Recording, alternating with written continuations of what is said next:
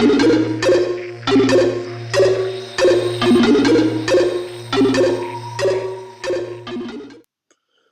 afternoon, everybody. Welcome to a long time coming episode in my YouTube channel and Facebook page from Shape Dynamix. Today I want to talk about a bit of compound lifts and big lifts and versus the small isolation lifts like your leg curls and your leg extensions and your barbell curls and your bicep curls and things like that against squatting, deadlifts, things like that. I was reading a little paper from Charles Poliquin, quite a well-known author on such topics. If you look at some of his stuff, he does some great, interesting stuff on hypertrophy and gaining muscle, gaining strength, things like that. He works with some high-profile people too.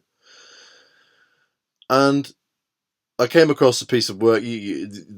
Often there's that common misconception and myth that if you want to increase testosterone levels, you want to boost growth all over the body for muscle, then you got to do the big lifts. You got to do the deadlifts. You got to do the squats. Squatting boosts testosterone levels. It's all, the old, well, not old, but the very well documented German volume training was supposed to boost testosterone levels beyond belief. But here's the thing.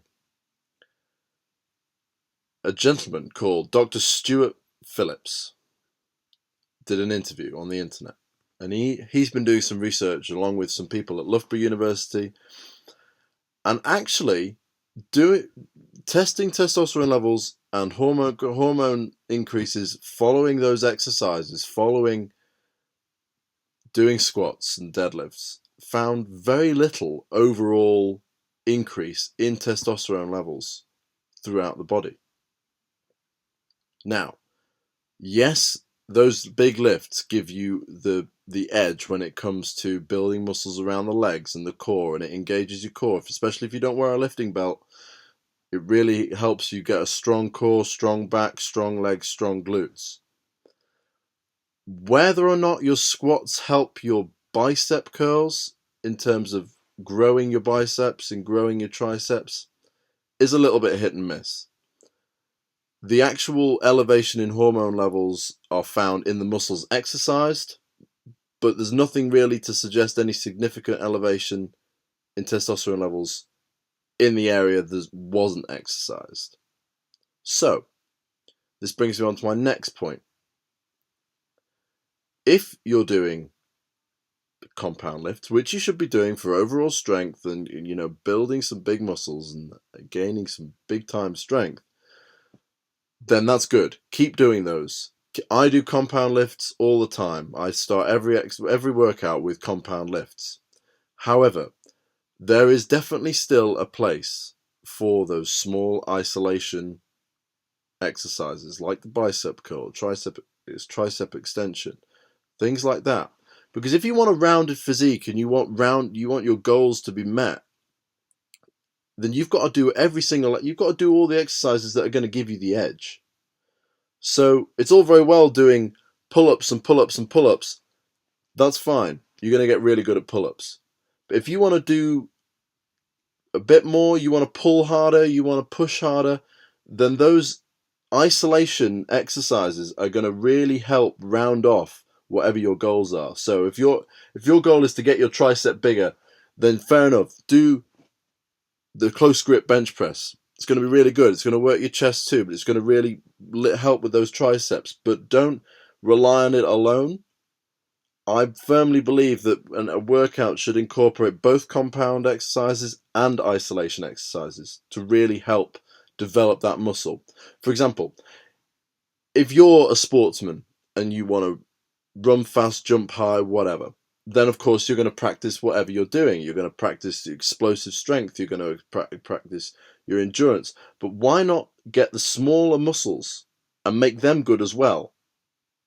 And use those smaller exercises to help the small muscles to then enhance your performance or your strength or your size. So absolutely, keep doing the compound lifts, whether they're going to boost testosterone levels or not, but they're going to give you some big time gains or really going to help you shred up, or really going to help you develop some strength. But don't neglect, just because it's an isolation exercise and it looks like a beach workout, don't neglect it, because those little exercises like the leg extension along with the compound movements are really going to help you. They are really going to help you isolate those areas, get those areas really strong, and lo and behold, you'll lift more, you'll push more, you'll pull more, all those things. Let the isolation exercises support each individual muscle. So, final example. My arm workout.